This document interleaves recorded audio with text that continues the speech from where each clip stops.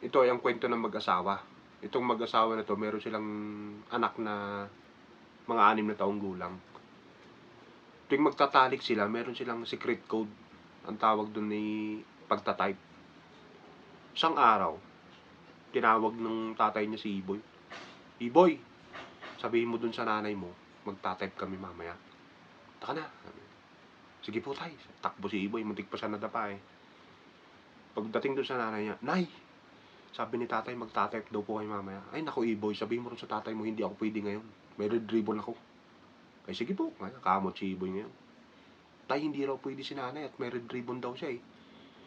"Kakabwisit naman." Sabi ng tatay ni Iboy, sabay alis.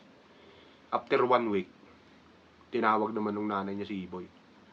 "Iboy, sabihin mo nga dun sa tatay mo, pwede na kami mag-type mamaya kasi wala nang red ribbon." "Ay sige po nay." Takbo si Iboy ngayon.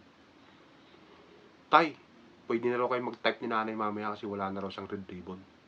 "Eh sabihin mo nga dun sa nanay mo kanya, hinandwritten ko na."